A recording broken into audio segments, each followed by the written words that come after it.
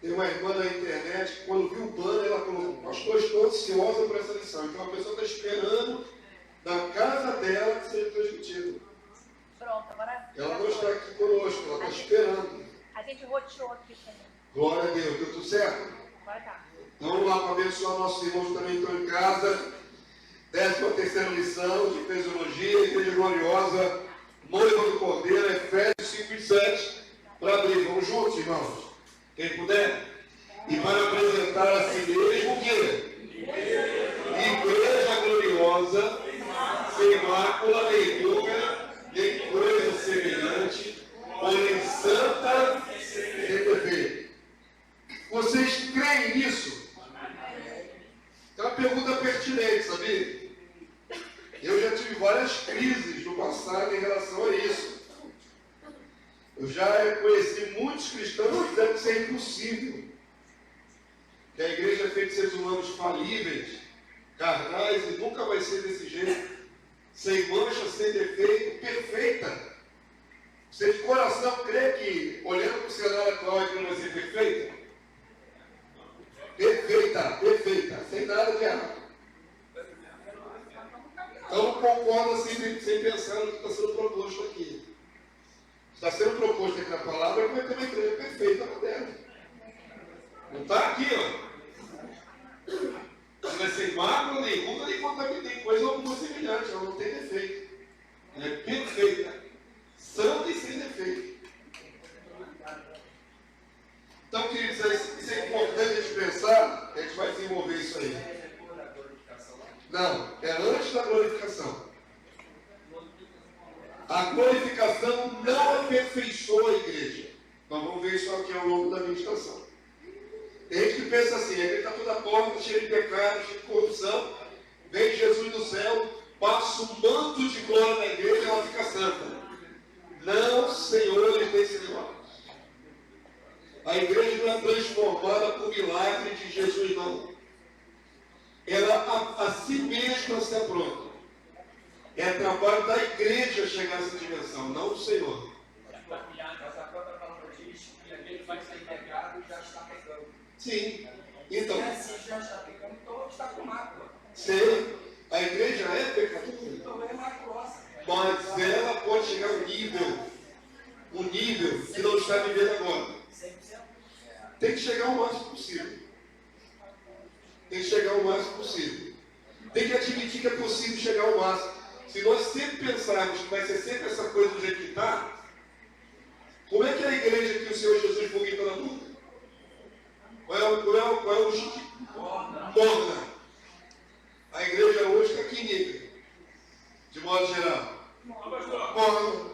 Para ele chegar à glorificação, a igreja está perfeita para a glorificação.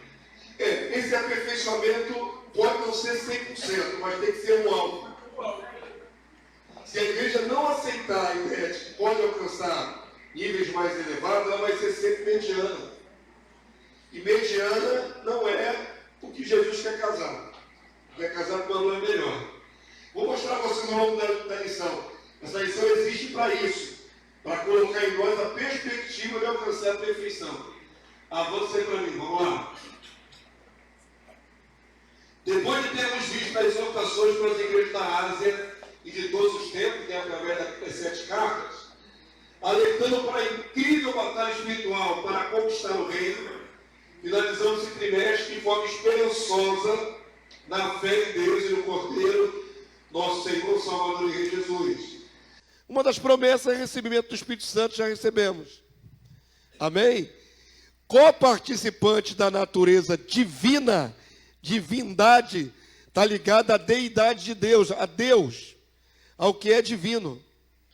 Então nascemos com natureza humana caída, herdada de Adão. E pelas promessas de Deus, pela palavra de Deus, pela infusão do Espírito Santo, passamos a ser coparticipantes da natureza de Deus. É muita coisa que está sendo dita aqui nesse pequeno trecho, irmãos. Agora, a gente tem a natureza de Deus em nós através do seu Santo Espírito. Ok? Que nos facilita, isso vai ficar acontecendo várias vezes, que nos vai livrar da corrupção, das paixões carnais. Aqui está falando de duas naturezas lutando. A natureza herdada de Adão e a nova natureza que é divina dentro de nós. Tem duas naturezas agora incidindo em nosso ser. Quando nós éramos só do mundo, só tinha uma natureza, carnal, acabou. E andava pelas paixões da nossa cabeça. Agora nós podemos nos livrar do padrão carnal por causa da natureza divina do qual somos agora participantes. Interagindo com ela. E as promessas de Deus é para apontar esta direção. Menos natureza carnal, mais natureza divina. Como estão entendendo? É possível isso? É possível, está sendo dito aqui que é possível. A Bíblia diz, eu acolho a promessa. Não diz que já é algo consumado. Ninguém nasce de novo e já se livra de tudo. Ok?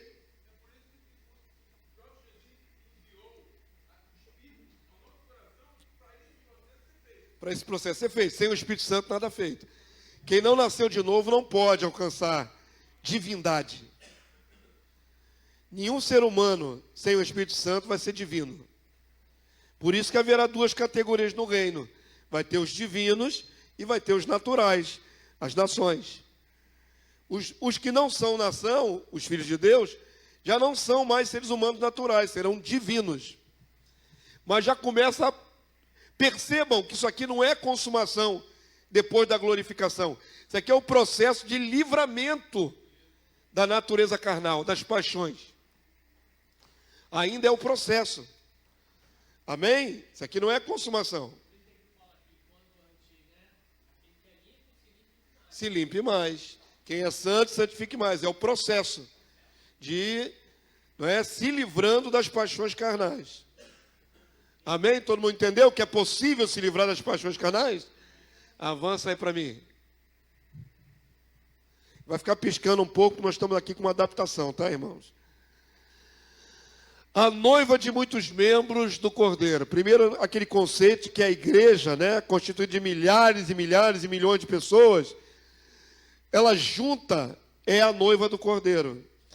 Então, a noiva do Cordeiro é um coletivo de pessoas inseridas nela. Amém? É o mesmo conceito que tem na antiga aliança para o povo de Israel. Israel era tido como uma mulher. Isso é estranho para você, esse conceito? Não deveria ser, porque na sua Bíblia explica assim. Deus às vezes toma o povo de Israel como esposa. E ele é o marido. Ué, não é? Está tipificando todo o povo de Israel, constituído de homens, mulheres, anciãos, crianças. Está chamando todos eles de minha esposa. É um conceito bíblico. Isaías 54, 5. Vamos ler? Está bem grandão lá. Porque o teu Criador é o teu marido. O Senhor dos Exércitos é o seu nome. E o Santo de Israel é o teu Redentor. Ele é chamado Deus de toda a terra. Porque o Senhor te chamou como a mulher desamparada e de espírito abatido, como a mulher da mocidade que fora repudiada, diz o teu Deus. Está tratando o povo pela figura de uma mulher. E ele como sendo o marido. É difícil entender isso? A coletividade ser chamada de mulher? É difícil? Sim. É homem e mulher. Sempre foi, o plano foi esse, né? Homem e mulher. Mas é interessante você ter esse conceito na cabeça de que Israel é chamado de mulher na Bíblia. É uma mulher. A própria igreja corrompida, a Babilônia, é uma mulher. Não é uma meretriz? É a figura de uma mulher. Por que a figura da igreja corrompida não é um homem? Um homem corrompido. É uma figura de uma mulher. Tem a ver com casamento.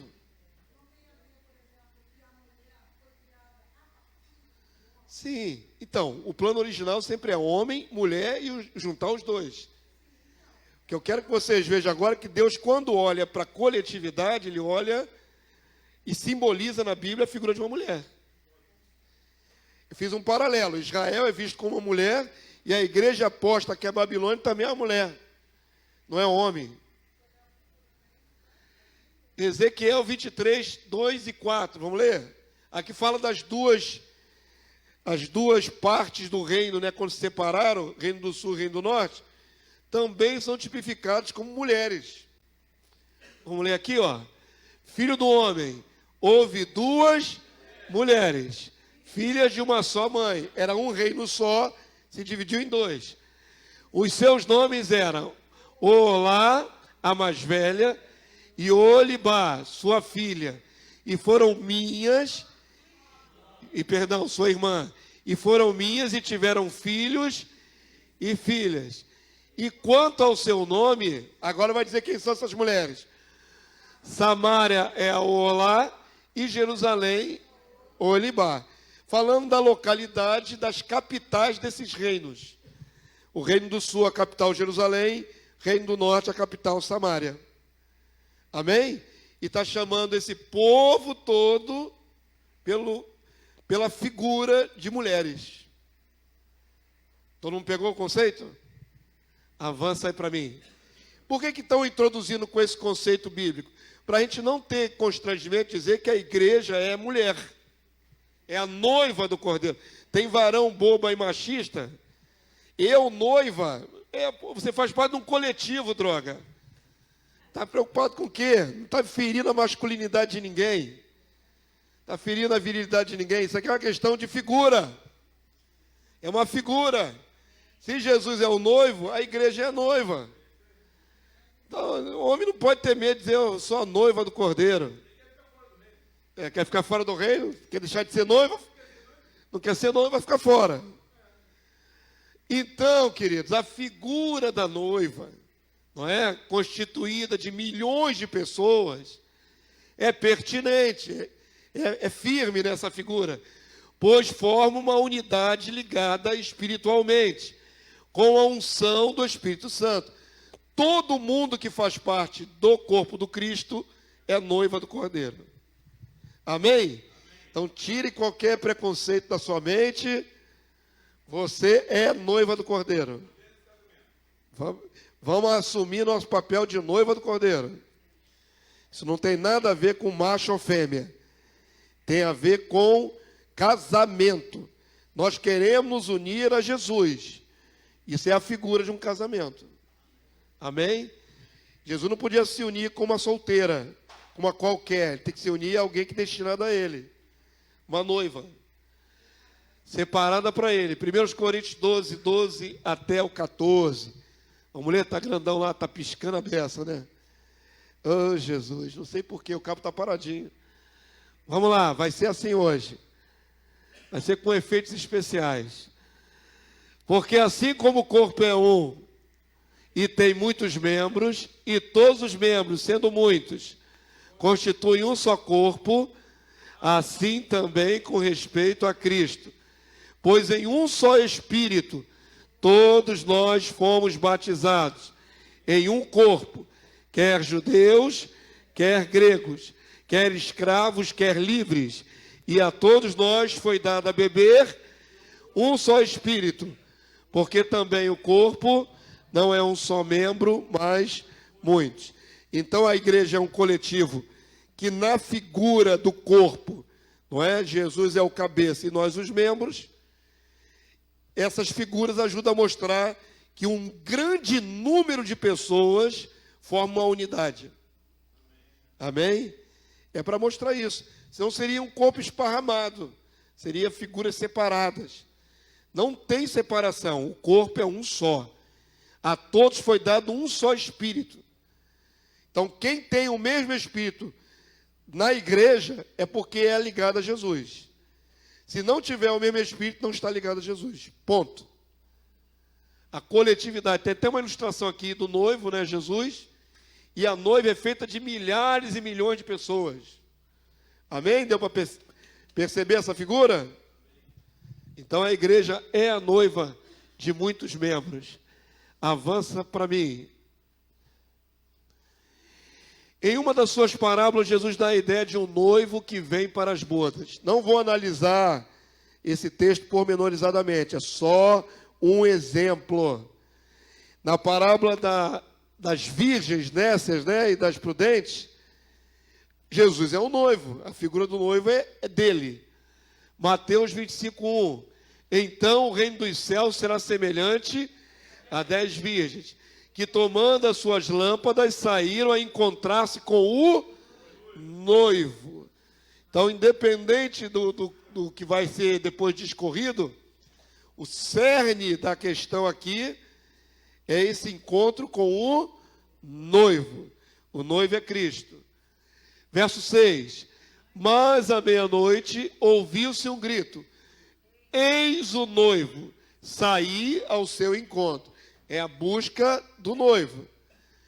Verso 10. E saíram elas para comprar, chegou o noivo, e as que estavam apercebidas entraram com ele para as bodas, e fechou-se a porta, e as outras foram barradas. Eu não vou entrar, como eu disse, não vou entrar no mérito dessa parábola, tem muitas aplicações, tem aplicações objetivas, tem aplicações subjetivas, não é essa a proposta. O Senhor Jesus é o noivo revelado pelo Pai Celeste, e as bodas de casamento ocorrerão na sua segunda vinda. Por isso, todos os que compõem a Igreja de Cristo devem aprontar-se, lavando suas vestes ou adornando-se com um linho finíssimo, para se casar com o seu noivo. O apóstolo Paulo usa essa mesma imagem. Então presta atenção, a noiva é um coletivo, é a igreja. Mas dentro do coletivo tem o individual. Ah, pastor, então se a igreja for uma bênção, eu já estou na bênção. Não é assim que funciona. Como é que funciona? Cada um corre atrás da sua santidade. E na busca individual, afeta o coletivo. Entenderam? Não pensa que você andando errado e os irmãos se esforçando para estar certo, na hora que Jesus vê, ele vê tudo junto. Vê só a coletividade e glorifica todo mundo. Não é assim. Há inúmeros textos que falam que cada um receberá segundo a sua obra. Segundo a obra de cada um. A coletividade é beneficiada, mas a contabilidade é individual. Todo mundo pegou? Então corram atrás do seu prejuízo. Porque se essa igreja toda avançar para uma nova fase de santidade, uma nova fase de glória, e você, por não fazer a sua parte, estiver no meio, estiver até vendo tudo acontecer, mas estiver em pecado, você está fora. Você está fora da dimensão proposta. E aí vai ser avaliado individualmente, mesmo pertencendo à coletividade. Todo mundo entendeu? Paulo tem preocupação com isso. Ele quer apresentar a igreja como uma mulher virtuosa, pura. Ele chega a usar o termo uma virgem, né? Segundo aos Coríntios 11:2. Vamos ler juntos? Porque zelo por vós, com zelo de Deus, visto que vos tenho preparado para vos apresentar como virgem pura a um só esposo, que é Cristo. Então, todo o aperfeiçoamento da igreja visa apresentar uma igreja pura para o seu marido. Amém? Naquele dia do casamento. Todo mundo entendeu? Então, essa figura da igreja se tornar sem mácula, sem ruga, sem contaminação, é interessante porque é feita de um coletivo de pessoas pecadoras. Foi a nossa primeira conversa. Mas todo o zelo de Paulo é para que ela se torne pura. Então há uma reversão do quadro inicial. O Senhor não casa com uma virgem, ou melhor, com uma mulher impura. Ele não casa com uma mulher de qualquer jeito. Ele vai casar com uma mulher perfeita. Amém? Como é que nós conseguimos sair da nossa condição de pecadores e nos tornarmos virgem pura? Não é? Visto que já éramos pecadores antes. Tem que haver todo um trabalhar. Tem que haver toda uma regeneração. Amém? Há um esforço. Há a graça e há a nossa interação com a graça. Uma das coisas mais importantes que eu tenho dito nos últimos tempos aqui na igreja é que a nossa fé tem que ter manutenção. Manutenção da fé. Amém? Você pode amar Jesus de coração, você pode já ter tido experiências maravilhosas, mas se relaxar na manutenção, o que vai acontecer? Vai cair naquele erro da igreja de Éfeso. Muitas obras sem amor. É rejeitado. Não adianta fazer porque já sabe fazer. Tem que estar sempre na manutenção do afeto, do amor, da ligação com o seu Senhor. É busca, é oração, é leitura da palavra, é conexão. Sem manutenção da fé, é só obra. E só obra não serve. É fé com obras. Vamos lá. Então, Paulo zela para apresentar a igreja como uma virgem pura para o esposo. Ele quer nesse nível. Dentre esses convidados para as bodas, os que não tiverem as devidas vestes nupciais serão de imediato rejeitados. Aquilo que falei, ninguém se beneficia só do crescimento da igreja. Tem que procurar o seu próprio crescimento. Amém? Se não operar na própria vida, não adianta a igreja estar avançando e você no meio ali. Porque não vai ser confundido como santo. Vai ser distinguido que não tem a veste. Essa parábola aqui é maravilhosa e ao mesmo tempo terrível. Ela é assustadora, porque é como se tivesse penetra no reino. Sabe, penetra?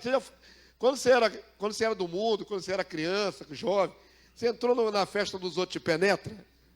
Muitas vezes. Pois é. O penetra é o camarada que não foi convidado. Ele aparece do nada assim com os outros e chega na festa, né? Só que no reino não tem penetra. Convidado do convidado é penetra. O convidado não pode convidar outros. Não foi convidado diretamente. No reino não tem penetra. Camarada se chega assim, vai se chegando no meio da festa. Estou aqui, eu também estou aqui. Na noiva de Cristo. Não tem isso. Mas não tem isso. Porque vai ser absolutamente distinguido. E quando for distinguido, vai ser excluído. Pode até aparecer na festa, mas vai ser jogado fora. Aqui é a expulsão de um penetra. Expulsão com pena no lombo. Pum! Diga, amado. As vestes espirituais. A figura das vestes espirituais simboliza a sua própria alma. Entendeu? Aparece, por exemplo, vou dar um exemplo bíblico para você ter a conexão. Numa das visões de Zacarias, se eu não me engano, ele vê o sumo sacerdote com as vestes sujas. E as vestes sujas são trocadas. É o estado espiritual do seu ser. Jesus fala assim, é aqueles que branquejaram suas vestes no sangue do Cordeiro. Lavaram-se. Há muita figura de lavar roupa. Alguns irmãos até me entregam sonhos e visões lavando roupa. Pastor, sonhei que estava lavando a minha roupa toda. Isso é uma figura clássica de santidade. Se aparece limpando a casa, santidade. Aparece arrumando gavetas, santidade. Pensa nessas metáforas espirituais como seu interior. Então, se a minha veste está suja, de vez em quando alguém me entrega um sonho assim, pastor, eu estava pelado da cintura para baixo. Está ruim, irmão. Mesmo da cintura para cima, se você está com parcialmente vestido, você não está vestido por inteiro, está ruim. É o seu estado espiritual. Ou sujo, ou nu. Entendeu? Esse é o estado espiritual do seu ser. Ter as vestes nupciais é que você se aprontou. Você se revestiu de santidade. Então, a pessoa que aparecer no reino sem essas condições, será nitidamente patente que ela não se santificou. Não, ela pode até querer entrar. Esse quadro aqui é muito interessante, falei que é interessante, porque ele aparece no meio. Se não tivesse no meio, não seria expulso. Ele vai ser expulso com violência. Mateus 22, 11. Olha aqui, ó. Entrando, porém, o rei. Quem é que vai avaliar? O rei. Jesus. Para ver os que estavam à mesa, notou, já estava todo mundo sentado na mesa. notou ali um homem que não trazia veste nupcial. Então está todo mundo sentado, o rei passa em revista e falou: você não. Vou apontar direto, não, senão você vai pensar que é com você. Você não, você não. É bem claro isso aqui, né? Perguntou-lhe. Parece até uma anedota. Amigo, como entraste aqui sem veste nupcial? Como é que você conseguiu entrar? Seu penetra.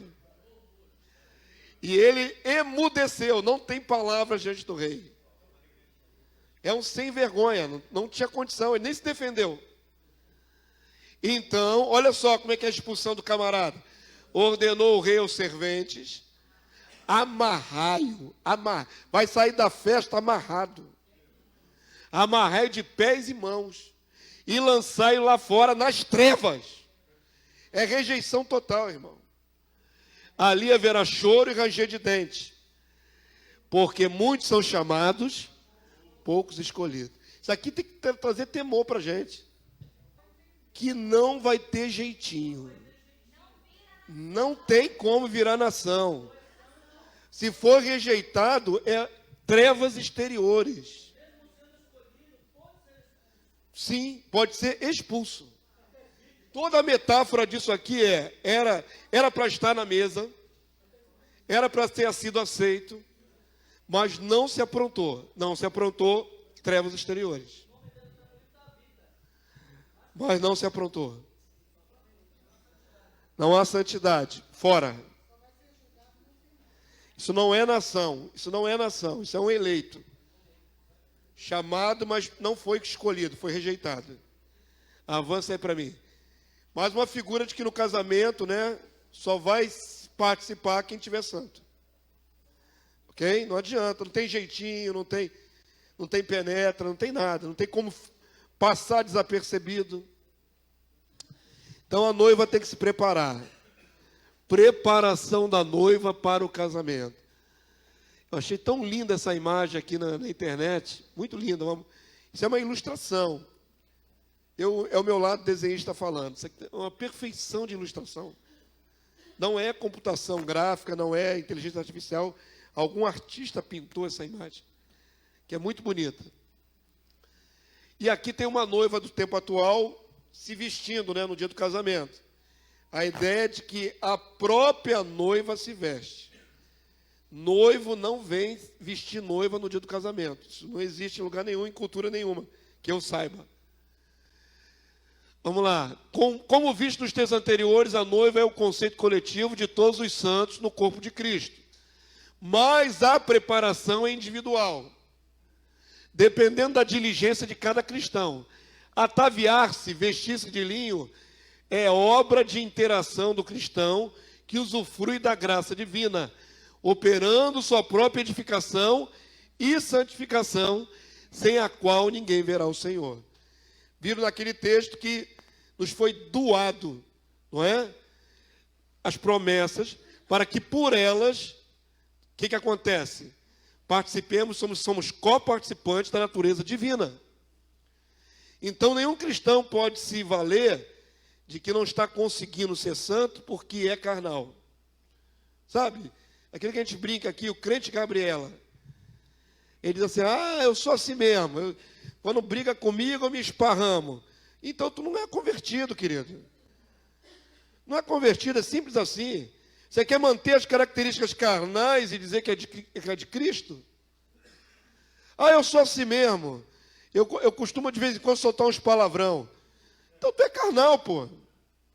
Você não pode se justificar na sua fraqueza carnal, porque você recebeu divindade dentro de você, o Espírito Santo, para transformar, para equilibrar essa balança e depois reverter essa balança. Pender para a santidade, não para a carnalidade. Então não pode ser crente Gabriela. Eu faço isso porque eu sou assim mesmo. Então muda. Recebeu poder para se transformar. Amém? Por isso esse texto é tão importante. Filipenses capítulo 2, 12b. Em outras traduções eu vou falar quais são as palavras chaves aqui. Vamos lá? Desenvolvei a vossa salvação com temor e tremor. Em outra tradução diz efetuai. Em outra tradução diz operai. Percebam que esses verbos, né, traduzidos como sinônimo, operar, efetuar, desenvolver, estão no imperativo. Operem vocês. É uma ordem. Operem vocês. Efetuem vocês. Desenvolvam vocês. É um imperativo. Não é passivo. Não é o Senhor que opera isso em mim. Quantos entenderam? Operem vocês a vossa salvação. Santifiquem-se.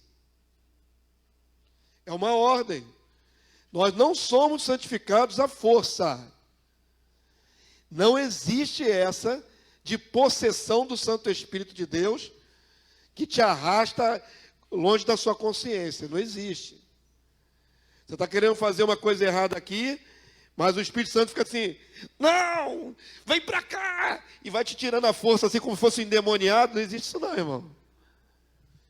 Espírito Santo não te arrasta para lugar nenhum. O Espírito está dentro de você e ilumina a sua mente. Te diz o que é a vontade do Senhor. Você sabe qual é a vontade do Senhor. A boa, perfeita e agradável vontade do Senhor. Você já sabe. Quando você quer fazer o mal, você faz porque a sua carne é mais forte. Está prevalecendo. Mas o Espírito Santo não te impede. Eu quero fazer o mal, mas meus braços não conseguem, estou preso pelo Espírito Santo. Isso não existe. Não existe. Guia. Sim, desde que ele obedecesse. Ele impediu no sentido de dar direção, não vá para lá. Mas Paulo podia desobedecer. O Espírito Santo nos guia, mas não nos amarra, para que não obriga, para que não façamos o pecado. Não é assim. Sim, isso é direção, né? Isso é direção. Agora, podemos resistir ao Espírito de Deus? Podemos. Não podemos resistir ao Espírito de Deus? Não devemos, mas podemos. E muitas vezes somos resistentes. Muitas vezes. Precisamos desenvolver a nossa salvação com temor e com tremor. Temor e tremor também deveria ser algo enfatizado aqui, irmãos. Não só o operar, que é a nossa parte, mas ter o temor. Se já estamos blindados, salvos para sempre, para que temor? Para que desenvolver? Temor me mantém no prumo. É o medo do juízo. Tremor é a minha carne que treme, de medo do juízo. Tem que ter, sim, medo do juízo, senão perde o freio. O que é o ímpio? O ímpio não é o não crente. Tem gente que confunde ímpio com não crente. Tem não crente que mesmo sem conhecer a Deus da maneira que nós conhecemos, ele tem um certo temor. Então, da maneira dele, ele tem um certo princípio no coração, um temor de ser julgado. E tem cristão que não tem temor nenhum de ser julgado. Zero. Isso é ímpio. É crente, mas é ímpio. E tem não crente que não é ímpio. Entendeu? Não é sinônimo não crente de ímpio. Aquele que teme não é ímpio. Aquele que não teme é ímpio, mesmo que tenha fé. Temor tem a ver com reverência. E não fazer aquilo que Deus não se agrada. Me veio na mente, pastor, os mais antigos vão lembrar, a criação que os pais davam há uns 50, 60 anos atrás, até mais. Nos últimos 40 anos para cá, deteriorou muito. Os filhos chamam os pais pelos nomes, não chamam mais de senhor, senhora, não pede a bênção para sair de casa, mudou muito, né? A sociedade perdeu algumas reverências. Mas há uns 60 anos atrás, ou mais, o pai, por exemplo, a figura do pai, o patriarca, dentro de casa, ele não precisa nem gritar, nem abrir a boca. Bastava um olhar que a criança se borrava toda. Se tremia, aí ela tremou e tremou na carne assim. Isso é um tempo em que se cultivava a figura de autoridade dentro de casa, de maneira que o pai não precisava se alterar, não precisava levantar a mão para bater, ele só olhava repreendendo assim, a criança já sentia que estava na pior ali. Até chorava. Isso era uma figura de temor, né? Uma figura de autoridade que dava temor. Esse princípio que, infelizmente, se perdeu. Hoje não há temor. As pessoas são destemidas para o mal. Mete o pé na jaca e não quer nem saber de consequência. São destemidos para o mal. Vamos lá, precisamos desenvolver então a nossa salvação. Se precisa desenvolver ou efetuar ou operar, significa que é algo progressivo. A ideia da nossa santificação progressiva, crescente, até alcançar a dimensão proposta. É a noiva que se apronta. Avança aí para mim, por favor.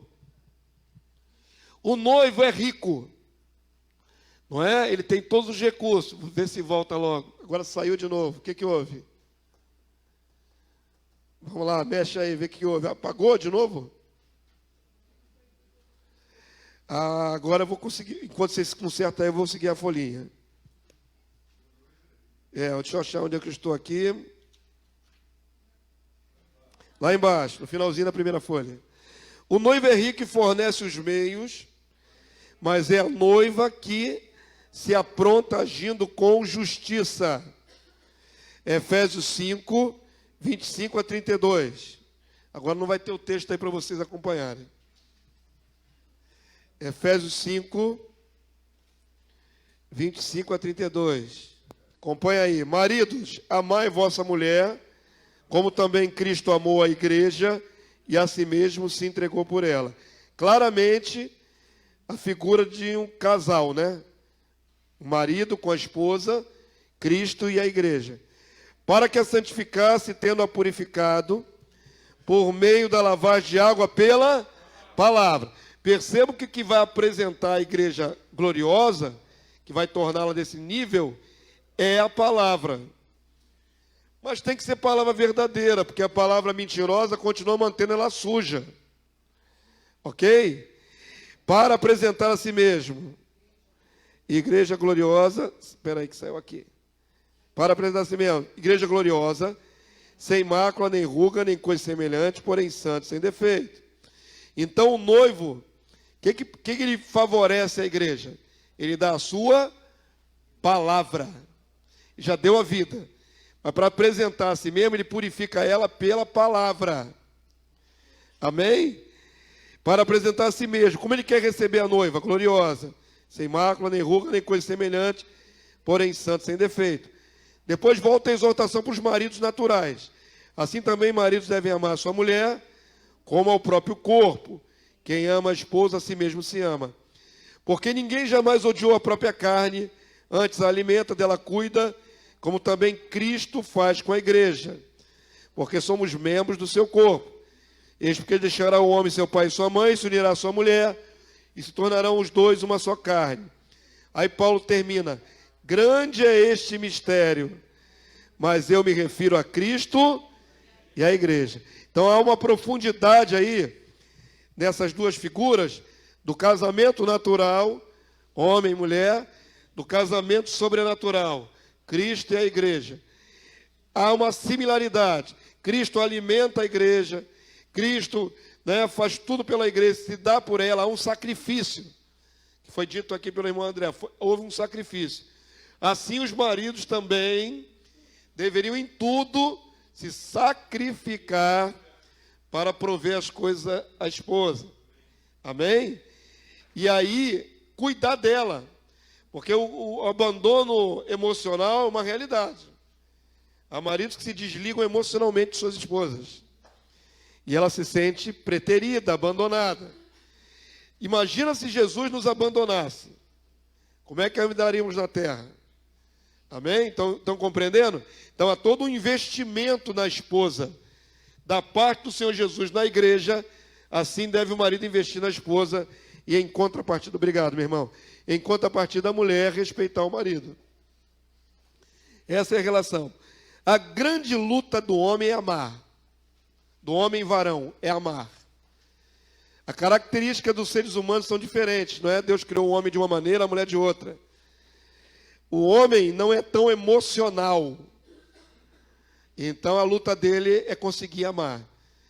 A mulher, por sua vez, é mais emocional. Ela não tem tanta dificuldade de amar. A exortação para o homem é sempre amar. A exortação da mulher é submeter. Por quê? Porque desde o Éden, depois da queda, foi dado um decreto.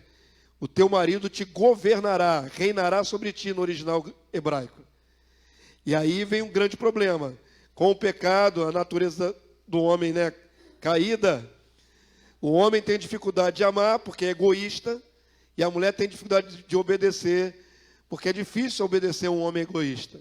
Então, olha a treta aí já formada. Não é difícil. Mas o decreto é esse: que a mulher respeite o marido, que o homem ame a sua esposa e se dê por ela como Cristo se deu pela igreja.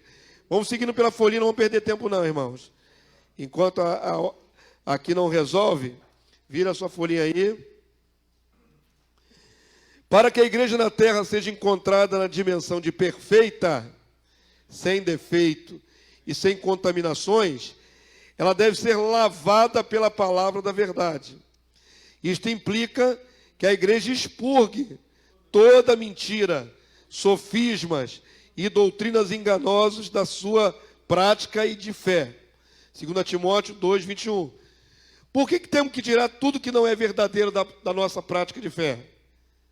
Porque o que não é verdadeiro está nos contaminando. É simples assim, irmãos. Se a igreja está desse jeito que está cheia de contaminações. Mundanismo, secularismo, relativismo, filosofias, carnalidades e por aí vai. Modernismos, tem um monte de ismos dentro da igreja. Feminismo e por aí vai. Por que está tão cheia de espúrios, né, no inconsciente coletivo da igreja? Porque ela não se livra pela palavra. Eu vou dar um exemplo. A gente aqui é igual um maluco aqui, a gente fica falando aqui no Natal que a gente é contra o Natal. A gente não é contra o Natal. Jesus nasceu na terra. Glórias a Deus porque o Filho do Homem nasceu. A gente é contra a festa pagã que se chama Natal. Ah, que tem, pastor, eu montar uma árvorezinha de Natal? Eu estou acostumado, minha avó fazia isso, minha mãe fazia isso, é uma tradição. Aí a palavra de Deus diz, o problema é o que a palavra de Deus diz. Não colocará poste ídolo junto ao meu altar. Não quero poste ídolo junto ao meu altar. Então o que eu faço? Eu olho para os meus costumes, para as minhas coisas, para aquilo que eu gosto, e olho para a palavra. Se a palavra disser não faça, eu não faço. Aí estou me limpando de uma prática que aborrece a Deus. Amém? É simples assim, irmãos. Tudo na nossa vida a gente tem que avaliar. Isso aborrece a Deus? Isso que eu faço aborrece a Deus? Esse meu fanatismo pelo Flamengo aborrece a Deus? Ou pelo Fluminense? Ou pelo Vasco? Ou pelo Botafogo? Né? Tudo é lícito. Paulo é muito interessante. Paulo fala, tudo é lícito. Não tem nada, não tem nenhum mal ver um futebol. Desde que não se torne um Deus na sua vida. Desde que você não deixe de ir à casa do Senhor para adorar, porque foi para o Maracanã cultuar homens. Tudo é lícito. Mas nem tudo pode me dominar. Amém? Tudo tem que estar muito abaixo de Deus na minha vida. Muito abaixo de Deus na minha vida. E tudo que eu faço, penso, ajo, tudo que me interessa tem que passar pelo crivo da vontade de Deus. Só isso. Quando você se purifica dessas contaminações, está agradando a Deus. Amém? Todo mundo entendeu? Eu dei o exemplo do futebol. Não voltou, vamos continuar aqui. Também será necessário admitir a possibilidade de alcançar a perfeição, ainda na carne, para depois ser revestido de glória no dia de Cristo. Filipenses 3:12. Paulo sabia que podia alcançar dimensões maiores. Vamos ler juntos? Não que eu tenha já recebido ou tenha já obtido o quê? A perfeição. Qual é o padrão que Paulo está perseguindo? A perfeição. Então, por que a igreja não admite que isso é possível?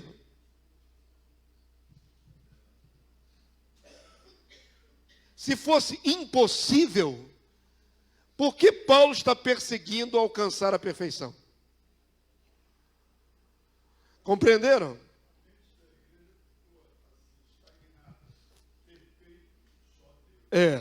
Há um jargão no meio evangélico: perfeito só Jesus. Fato, o único que não pecou jamais foi Jesus. Nós pecamos e ainda continuamos pecando mesmo depois de estarmos com Cristo. Porém, a perfeição ela tem que ser um alvo a ser buscado. Ainda que não alcancemos, irmãos. Uma coisa é você dizer assim: isso é impossível, então não vou nem me esforçar. Outra coisa é dizer: isso é muito alto, mas eu vou me esforçar para alcançar. Porque quanto mais você se esforça para alcançar o alto, mais alto você chega. Mas se você está diante do desafio e diz: eu não vou chegar nem na metade, não vou nem tentar.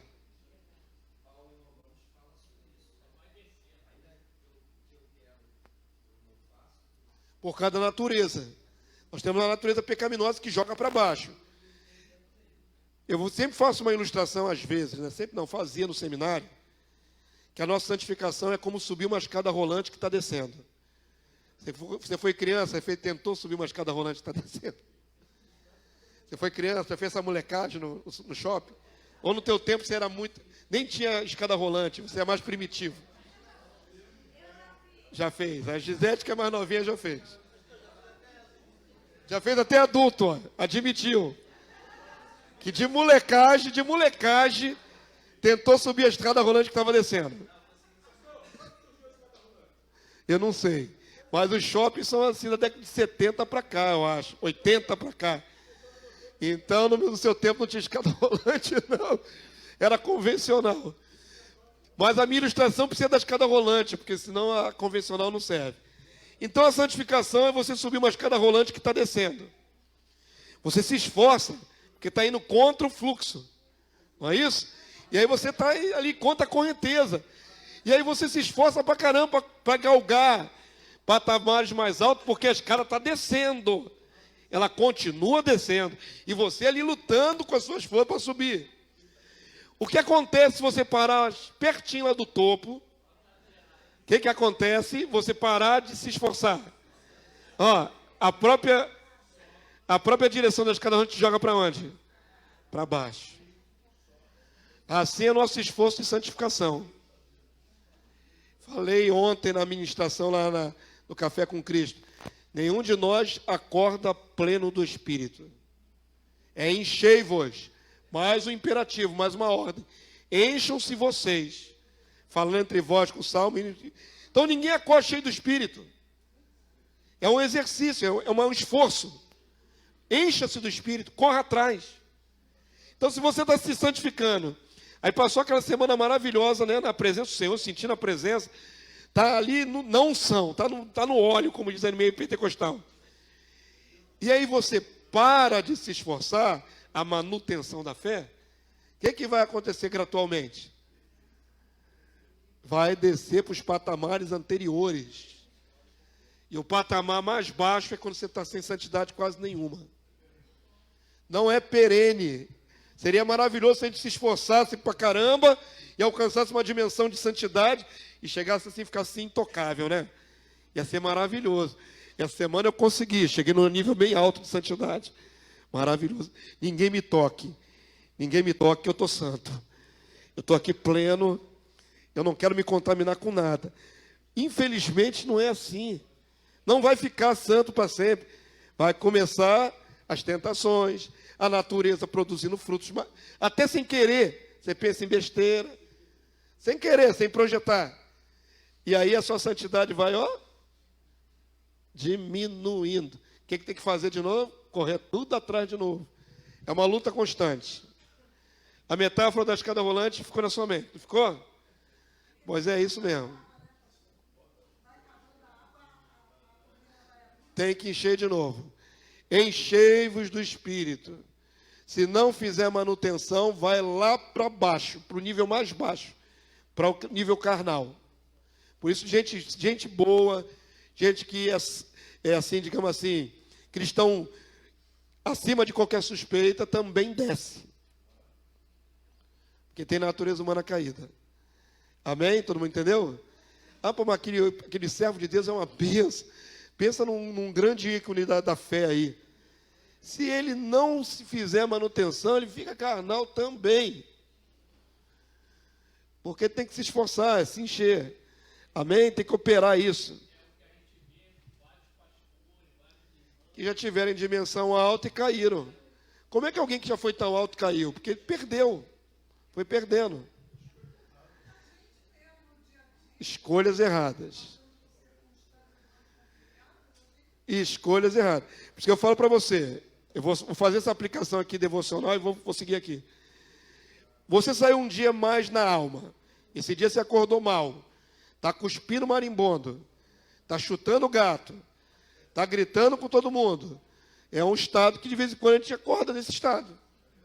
O que você faz quando você percebe que está assim nesse transtorno todo? Para e vai orar. Para e diz: Senhor, até aqui, as horas que eu estou acordado, só fiz besteira. Já gritei, já briguei, já fiz um monte de coisa. Para. Se arrepende, pede graça e segue o restante do dia com vigilância. Porque se deixar nesse estado de alma, chutando o cachorro, gritando com todo mundo, vai ficar na carne o dia inteiro e vai causar muitos males, feridas. E você termina o dia como? Carnal, não espiritual.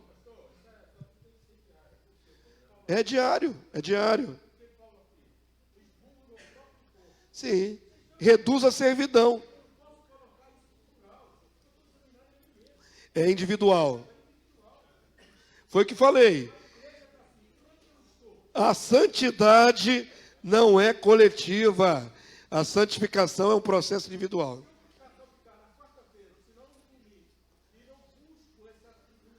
Não vai estar no nível. Está vazio de novo. Às vezes as pessoas chegam num culto que todo mundo está no espírito e ela está fora do espírito. Está fria. Não é? Não fez nada para se encher. Vai chegar num ambiente onde está todo mundo no espírito e ele não. Ele está mais carnal. Paulo então admite a perfeição. Vamos voltar para o texto, Filipenses 3,12. Aqui morreu, né? Não que eu tenha já recebido ou tenha já obtido a perfeição. Mas aí, ainda que não alcançou a perfeição, qual é a exortação? Mas prossigo. Eu prossigo, continuo buscando essa perfeição. Prossigo para conquistar aquilo para o que também fui conquistado por Cristo Jesus. O cerne é a perfeição. Jesus te chamou para ser perfeito. Você não tem ainda a perfeição, nem eu tenho. Continua prosseguindo nessa conquista. Tem que ter isso como meta, como alvo. Eu fui conquistado para conquistar isto, a perfeição. Compreenderam? Está claro o texto? Então vamos lá. O revestimento de glória da noiva igreja. A imortalidade não é só a almejada realidade futura de existir para sempre. Tem gente que pensa em vida eterna como existir para sempre. Claro que é, certo? Mas não é só estar vivo para sempre. Vai ter que haver uma mudança fisiológica, estrutural no nosso corpo, para a gente poder existir para sempre. Amém? Entenderam? O que nós buscamos é a glorificação do corpo. A glorificação do corpo é a última etapa. Então vamos lá.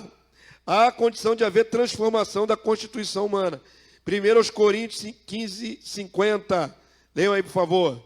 Isto afirma, irmãos, que carne e sangue não podem herdar o reino de Deus, nem a corrupção herdar a incorrupção. Paulo está sendo categórico. Na carne e no sangue, ou seja, na constituição física natural, na constituição física que eu tenho hoje, eu não entro na herança. Como é que se entra na herança? Sofrendo uma transformação, uma metamorfose. E aí já não é mais no interior, a metamorfose vai ser completa. Por isso, Jesus falou assim: o menor no reino de Deus é maior do que João Batista. A conexão é essa. João Batista, Jesus dá testemunho, foi o maior profeta que já existiu. Dos nascidos de mulher, nascido de mulher todo ser humano é. Ele está dizendo assim, de todo ser humano que já nasceu, João é o maior. Mas o menor no reino é maior do que ele. Por quê? Jesus está comparando que João Batista, enquanto homem, ele tem uma dimensão, mas ainda é homem. Ainda é de carne, não é perfeito. Aquele que for glorificado e entrar no reino, já terá alcançado a perfeição e terá sido revestido de imortalidade. Ele é muito maior do que João Batista, na carne. Compreenderam o paralelo? Todo aquele que for glorificado será extraordinariamente superior a um ser humano normal. A qualquer ser humano normal. Sim, mas estou falando até dos que vão estar vivos na época. Falei, vai ter duas classes de ser humano na terra: os glorificados e os não glorificados. Não tem termo de comparação do que é ser um ser humano glorificado com aquele que não é glorificado. Eu ontem estava falando sobre herdar, né, a coroa lá na... É porque vocês não viajam na mente de vocês. Vocês têm que viajar, têm que imaginar o que vai ser a sua realidade futura. Você tem que começar a pensar, como é que vai ser quando a minha carne mortal, que hoje enferma, que hoje deteriora, ela sofrer a transformação da glorificação. Isso é uma coisa que você tem que botar na mente, é um alvo, é uma promessa. Sabe, irmão, essa carnezinha aqui que dói, os ossos que dói, não é? Tudo vai caindo, despencando da prateleira com a gravidade, os colágenos vão, né, vai derretendo tudo assim. Misericórdia. A gente tem que botar um vidro no olho, porque o olho já não enxerga direito. Essas coisas todas assim que acontecem. Pois é, não vou ficar gastando muito verbo com isso não, você já sabe. Nós estamos deteriorando. Nós estamos deteriorando. Agora imagina, você consegue imaginar, quando vier o revestimento de glória para o seu corpo mortal? Você consegue imaginar que no abrir e fechar de olhos, alguns de nós não passará pela morte, mas vai ser transformado vivo, ao vivo e a cores? Você consegue imaginar o que vai ser num piscar de olhos, você olhar para as suas mãos, para o seu corpo, para o seu braço, e sentir a transformação, o revestimento de imortalidade? Então, já se imagina já depois do processo. Eu imagino o momento da glorificação. Isso aí é depois. Voar é depois. Ter esses efeitos especiais igual o super-herói é depois. Eu quero que vocês foquem no momento da glorificação. No momento do revestimento no seu corpo. Da transformação desse corpício aí. Vai ter uma efervescência. Eu trago aqui, infelizmente não vai poder passar, aquele trecho do vídeo que eu mostrei sobre o arrebatamento. Lembra que tem um filminho que as pessoas estão iluminadas do lado das outras que estão ainda na carne normal? Aquele filminho é sensacional. Com efeitos especiais. Depois todo mundo virou uma bolinha de luz e sobe. Esquece a parte da bolinha de luz. Mas aquele momento, irmãos, a maioria dos cristãos não imagina isto. O momento da transformação do corpo. Aqueles irmãos ficam iluminados, né? E a esposa assim tentando tocar nele assim. Isso que você tem que ter na mente. Diga. Sim. É como Jesus mostrou uma natureza divina, quando, né? É como se ele tivesse se despido da sua carne e mostrado a sua essência divina. Brilhou que nem o sol. Então existem muitos textos que dão a ideia de que nós vamos brilhar. Vamos virar lâmpada. O próprio Moisés não teve a face toda luminosa? Existem muitas incidências de texto que mostram que nós vamos brilhar literalmente. Vão ficar fosforescentes com o vagalume. Vagalume é só a poupança, não, vão ficar inteiro. Vão ficar fosforescentes. Pensa esses filmes aí de ficção aí da Marvel, aí tudo virando super-herói. Abrir e fechar, muda totalmente. Vai ser algo assim, irmãos. Nunca mais. Nós vamos ser imortais. Nós não teremos mais degeneração no nosso corpo, de nível nenhum. Não tenho subsídio bíblico para dizer que a gente vai ter amnésia. Não tenho subsídio para isso. Quando Deus fala, todas as coisas passaram, né, esquecendo tudo que ficou para trás, é uma ideia de mudança de fase, não de amnésia. Tá certo? Esse esquecer não sinto mais dor. Eu não sei mais o que é fome. Eu não sei mais o que é dor. Agora, comeremos com o corpo glorificado. É a última parte da lição. Não mais por necessidade de nutrir as nossas células. É puramente por prazer. É real. É puramente por prazer. Hoje comemos, porque se você não comer, você morre. Hoje você precisa dos nutrientes. Na glorificação do corpo, você não precisa mais dos nutrientes. É imortal.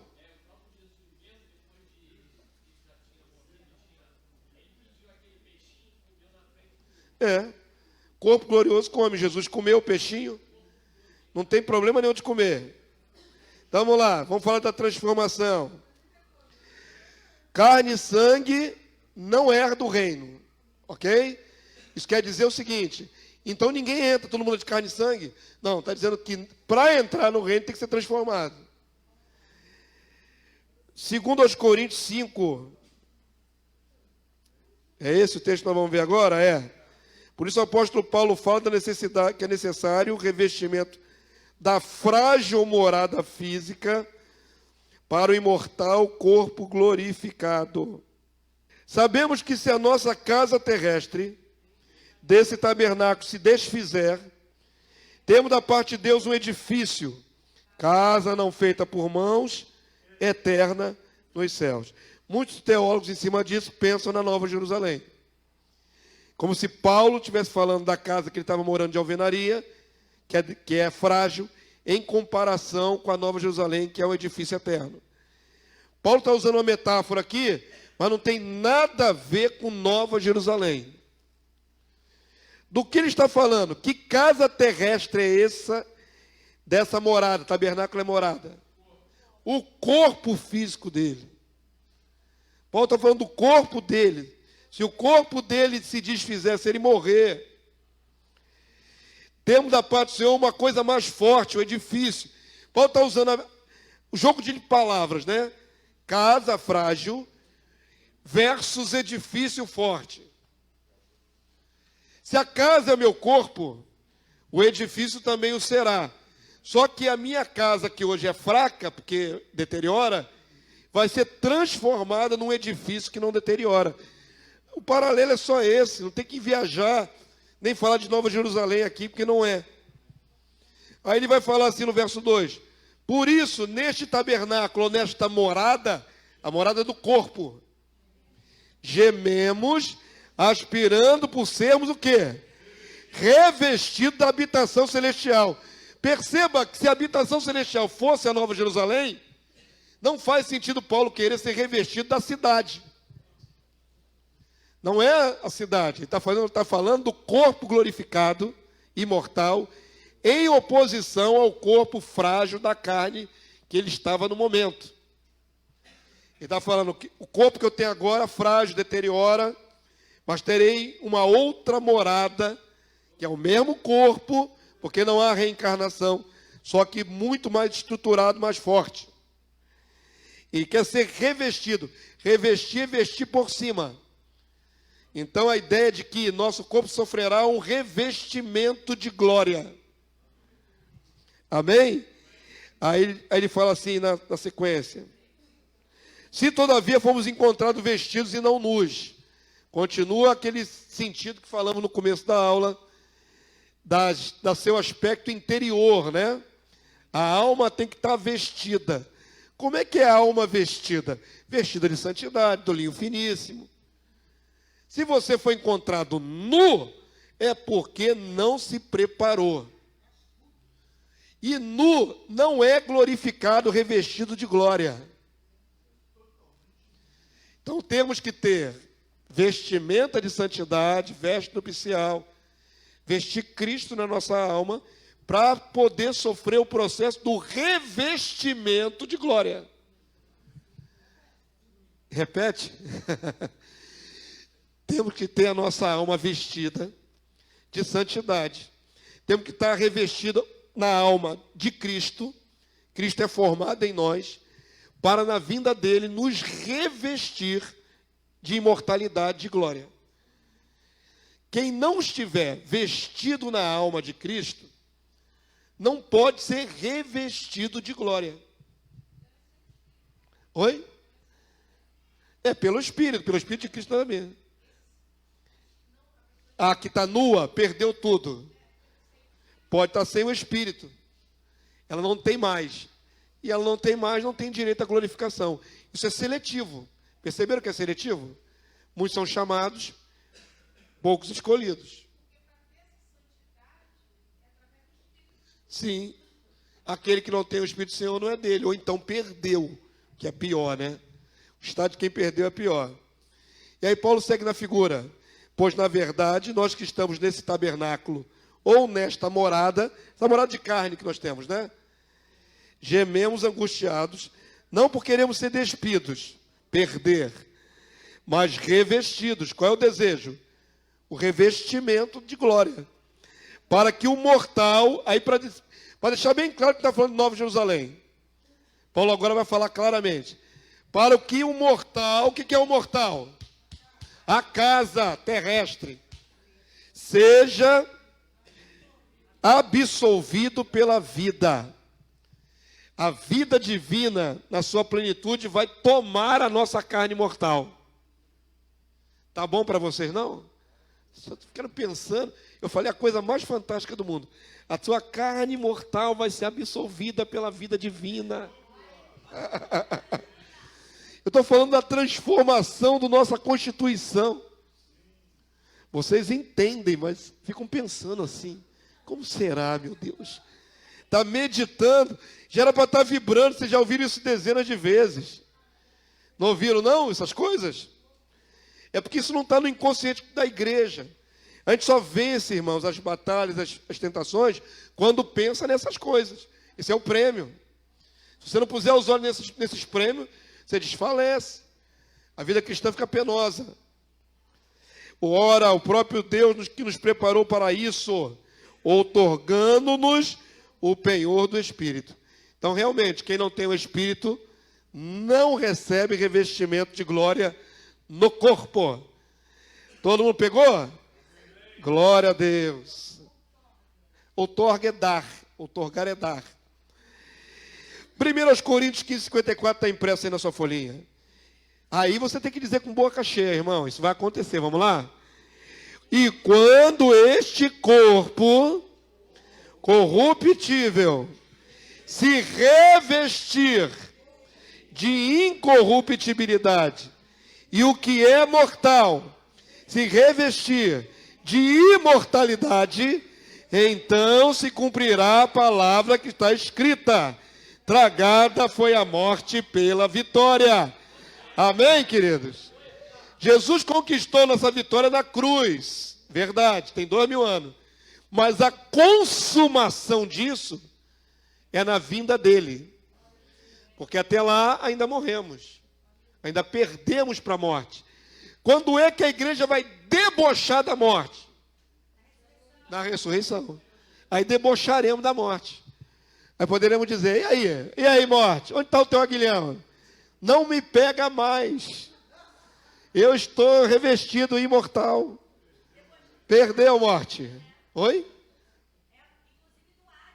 Então, o Sheol e a morte, que é o que seria o nosso destino se não fosse a vitória, nós poderemos debochar deles. Não me pega mais. Estou glorificado. Isso é só no dia de Cristo, ok? Isso não é antes, não. Antes de você debochar da morte, ela vai te levar do mesmo jeito. Só simples assim. Eu desprezo a morte. Vai para a morte do mesmo jeito. Não adianta tentar debochar agora, no dia de Cristo, quando você for imortalizado. Quem estiver com o Espírito de Cristo na alma, em santidade, não é? Estará vestido e não nu, podendo assim ser revestido de glória. O dia da glorificação da volta do Rei tornará a noiva divina e imortal como o próprio noivo. Filipenses 3:2, igreja, vamos lá? O que é, meu filho? Na hora de ler, o que eu ouvi? Está errada a referência? Está faltando um aí, então? Tá ok, desculpa. Então fui eu que errei. Errei, eu sou falho, irmão. Graças a Deus sou falho. Admito que sou falho. Filipenses 3:21, não é isso? Tá, obrigado. Ele é meu revisor ortográfico, depois já está tudo pronto. Se ele pudesse colar do meu lado quando eu faço a lição, ele revisava na hora, né? Correção, só expõe minha fraqueza no final. Filipenses 3:21. Sabe por que existe um revisor e não pode ser a mesma pessoa, irmãos? Porque a nossa mente é enganada. Eu não estou querendo puxar a brasa da mensagem, não. É fato. Você escreve errado uma palavra, mas a sua mente sabe o que você queria dizer. Então, quando você lê errado, você acha que está escrito certo.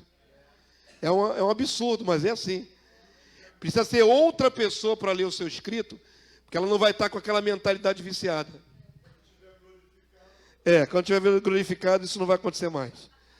Então, vamos ler o texto agora. É 3:21. Vamos lá.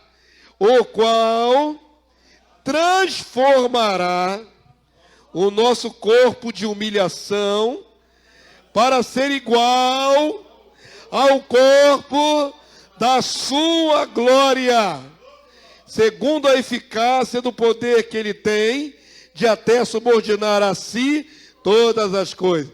Sai esse corpo humilhado e você recebe do Senhor um corpo igual o da glória dele. Eu já vi gente achar que a nossa transformação será de um nível inferior ao de Jesus. É igual. Não teremos o poder e a autoridade de Jesus igual. Ele terá sempre a primazia. Mas o corpo transformado igual ao corpo da glória dele. Não será um corpo de terceira categoria, quinta categoria, será igual. Então pensa que o corpo do Senhor Jesus glorificado tem um monte de poderes. Qual é o nível que eu e você viveremos no corpo glorificado? Igual. Está gravado no seu consciente?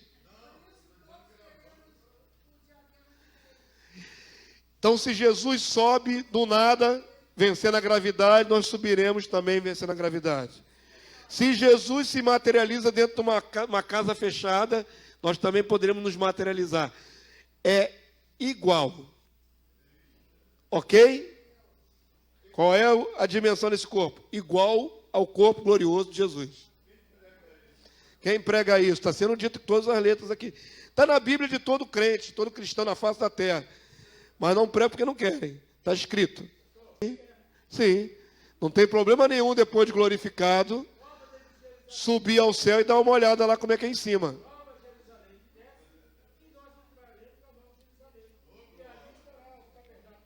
Só assim, com o corpo deste nível.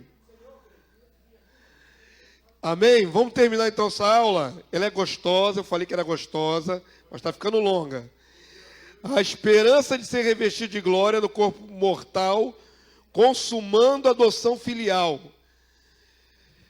A palavra de Deus diz assim, 1 João, amados, já somos filhos de Deus, mas ainda não se manifestou o que haveremos de ser.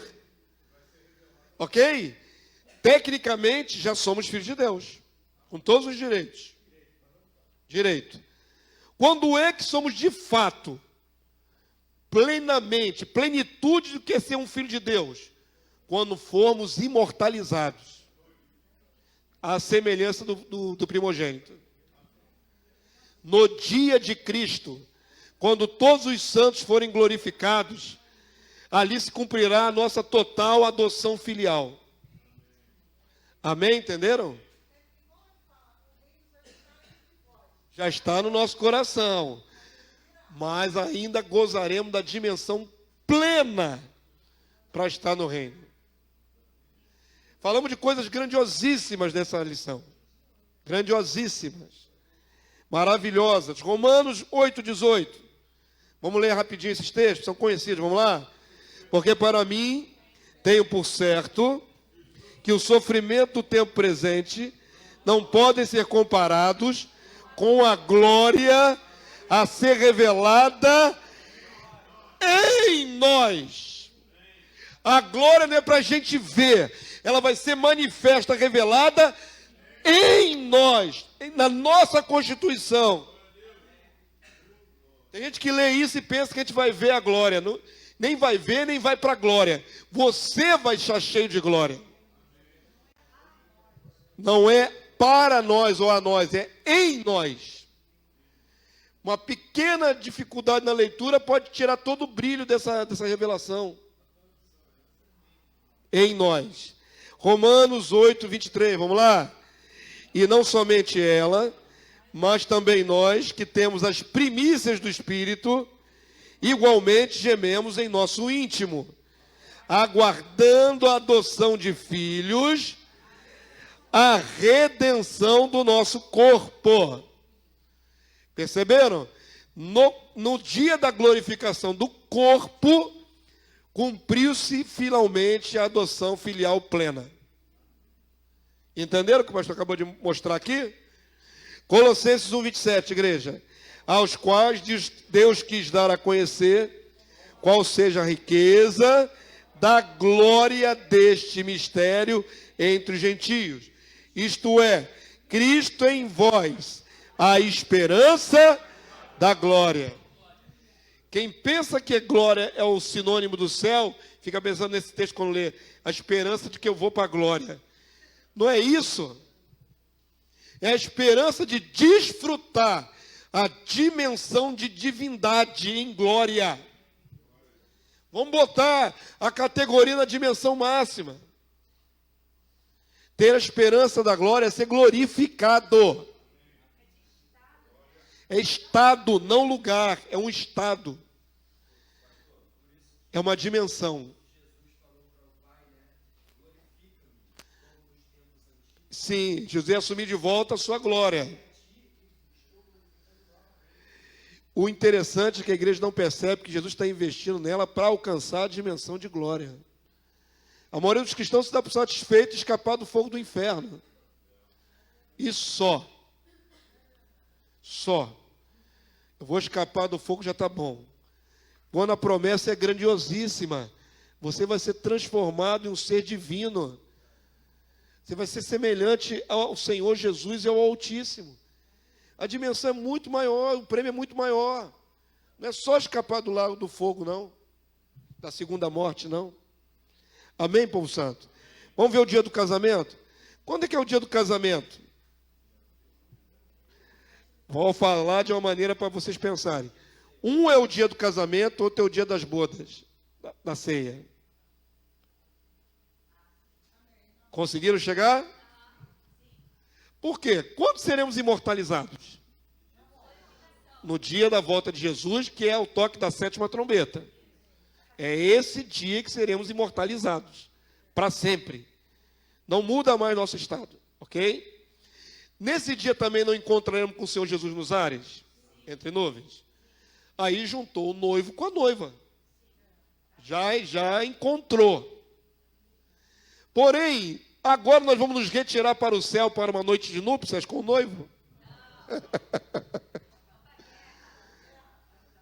Qual é o próximo passo depois do ajuntamento nos ares? Jerusalém está lá arrebentada, tomada de inimigos, exército da besta, do anticristo.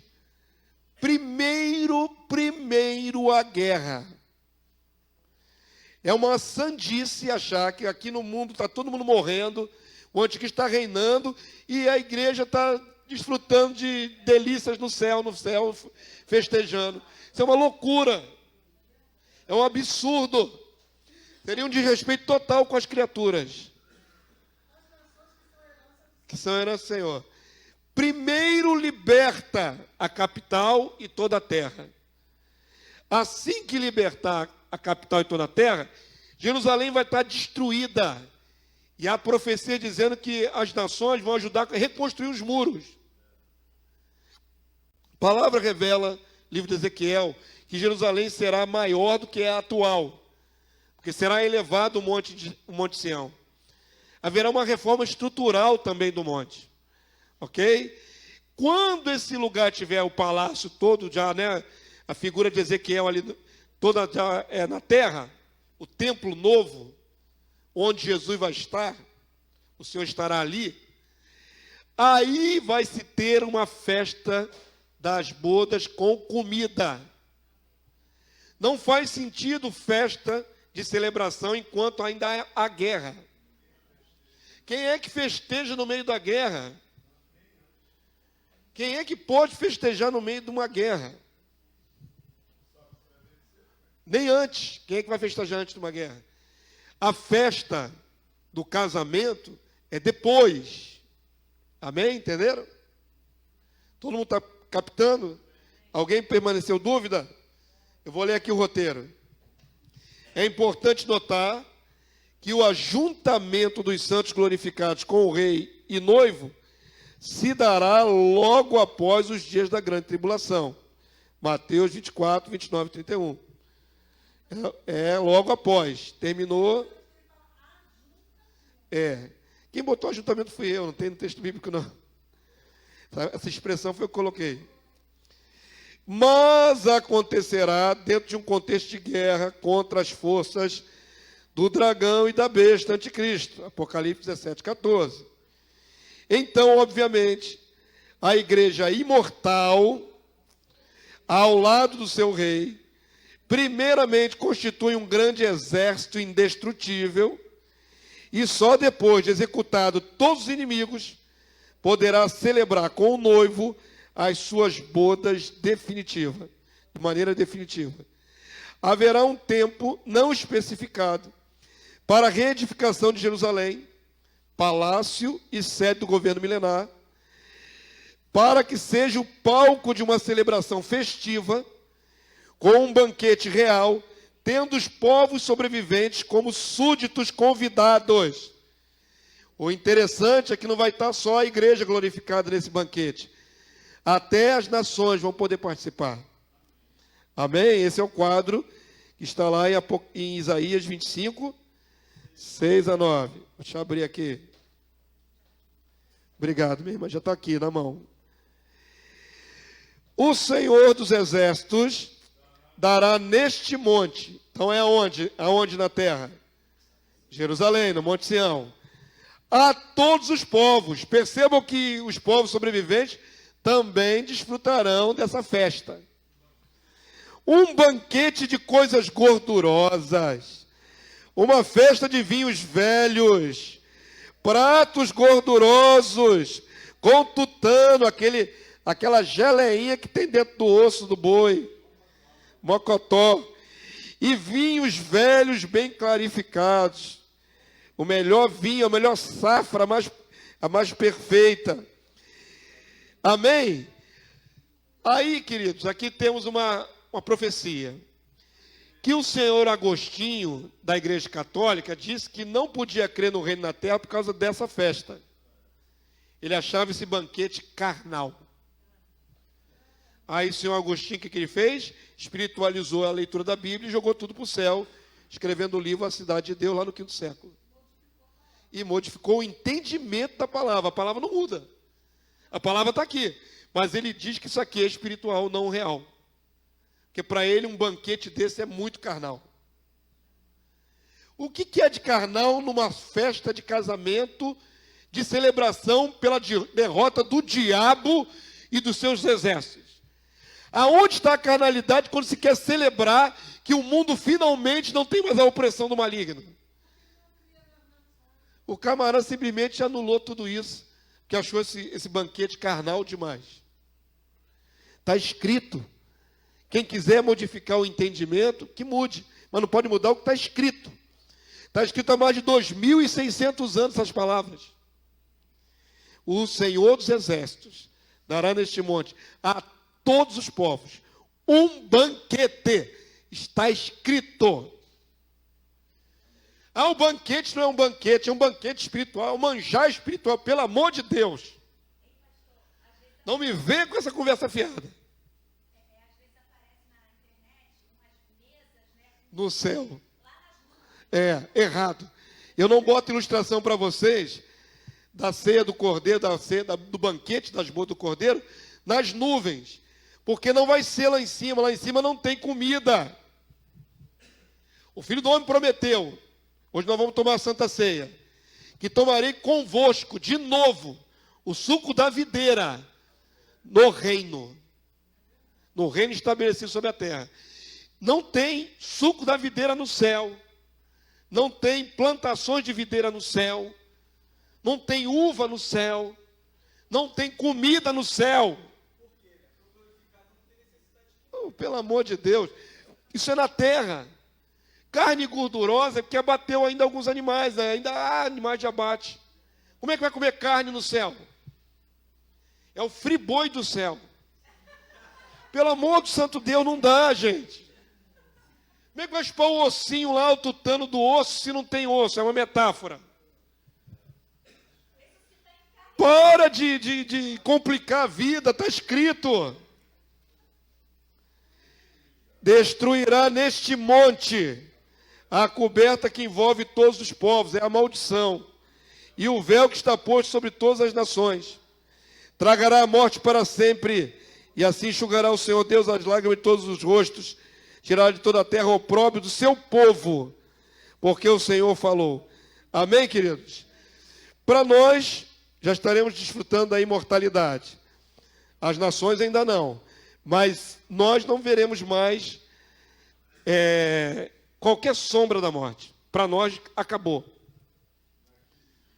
É naquele dia, é naquele monte, é com carne e é com vinho. Quem quiser espiritualizar isso, que siga gostinho. Até rimou. Carne com vinho, que siga gostinho. Foi sem querer. Para finalizar, Apocalipse 19:6. Oh, Jesus. Vamos finalizar? Então, ouvi uma voz de numerosa multidão, como de muitas águas, e como de fortes trovões, dizendo: Aleluia! Pois reina o Senhor nosso Deus, o Todo-Poderoso. Alegremo-nos, exultemos e demo-lhe a glória, porque são chegadas as bodas do Cordeiro, cuja esposa a si mesma já se ataviou, pois foi-lhe dado vestir-se de linho finíssimo, resplandecente e puro, porque o linho finíssimo são os atos de justiça dos santos. Então me falou o anjo: escreve, bem-aventurados aqueles que são chamados à ceia das bodas do Cordeiro. E acrescentou: são estas as verdadeiras palavras de Deus. Temos que crer nisso 100%. Amém, queridos? Bem-aventurados. Aleluia. Última aplicação, que não foi feita antes. A esposa a si mesma se aprontou. O texto não deixa dúvida. Não foi Jesus que pegou a igreja torta, toda errada, passou um manto de glória nela, ela ficou santa. Não tem operar miraculoso de Jesus. Ele financiou, mas quem opera somos nós. É a noiva que se atavia. Amém, querido de Deus? Que todos sejam edificados com a verdade. Fica de pé nessa hora. Glória a Deus. Uma aula que ficou longa por causa dos vários defeitos que nós tivemos aqui hoje. Vamos tentar sanar isso. Semana que vem não tem. Na próxima semana, então, quando voltarmos a estudar na EBD, certamente não teremos mais esses problemas técnicos aqui. Nem que eu jogue fora tudo e compre tudo novo. Vai ficar sofrendo, não podendo ministrar direito por causa de problema técnico. E eu já estou há muitos anos no ministério para ficar sofrendo desse jeito. Muitos anos. Já era para ter sanado essas questões há muito tempo. Vamos liberar você debaixo da graça. Hoje é Santa Ceia do Senhor. Amém? Hoje é aquele dia em que você, sabe, tem um jargão no mundo aí, popular, nada me aborrece. Nada me aborrece. Eu tenho um encontro com a igreja e com o Senhor logo mais à noite. E eu quero chegar em condições de glorificar, de estar soltando minha voz com alegria. Então, qualquer incircunciso, endemoniado, que tentar tirar minha paz, eu vou ignorar. Não interessa quem for, até dentro de casa. Não interessa quem for, ninguém vai me roubar minha paz. Eu quero chegar hoje com um cântico nos meus lábios, para adorar aquele que me salvou naquela cruz. Ele merece todo o meu empenho, separar minha mente, meu coração, meus sentimentos, para poder estar em condição de adorá-lo com tudo que tem, com tudo que sou. Então, se alguém te provocar, ignora. Se alguém te acusar, esquece. Se alguém quiser te atormentar, faça ouvido de mercador. Eu estou com Jesus. Eu estou com Cristo. Ele é meu e eu sou dele. Eu só quero a minha relação com ele hoje, mais nada. Só Jesus e mais nada. Amém? Pensa dessa maneira que você se preserva. Para chegar hoje à noite não atribulado. Eu, santo, louvado seja o teu nome. Te louvamos pela palavra maravilhosa que o Senhor deixou para nós. A promessa de glória. A promessa da imortalidade. A promessa grandiosíssima. Pelo qual vale tudo nesta vida. Pagarmos o preço que for. Para alcançarmos essa dimensão de glória. Te pedimos graça porque ainda somos pecadores. Nossa carne ainda produz frutos maus. Mas te pedimos graça. Queremos alcançar, perseguir e alcançar o máximo. O alvo da perfeição proposta para a igreja gloriosa. Nos ajuda, Senhor. Leva meus irmãos em paz, guardado pelo teu poder. Possamos logo mais à noite voltar com o coração feliz pelas tuas promessas. Com o coração grato pela graça que nos alcançou. Com o coração grato pela vida do nosso Senhor, Salvador e Rei Jesus, que deu a vida dele pela nossa. Queremos honrar o teu sacrifício, meu Rei. Então nos permita, pela tua graça, pelo teu Espírito, viver um dia na tua presença em paz. Em paz, no Espírito. Uma paz que o Senhor prometeu, que excede todo entendimento. Que não tem razão de ser, que não pode ser provado pelas circunstâncias, mas que nós podemos usufruir na nossa alma.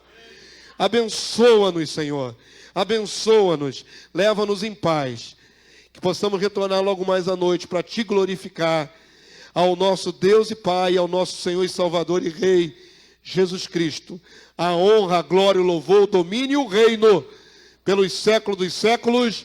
Amém. Amém, povo santo. Glória a Deus. Vamos na paz do Senhor, vigia, viu? Vigia muito.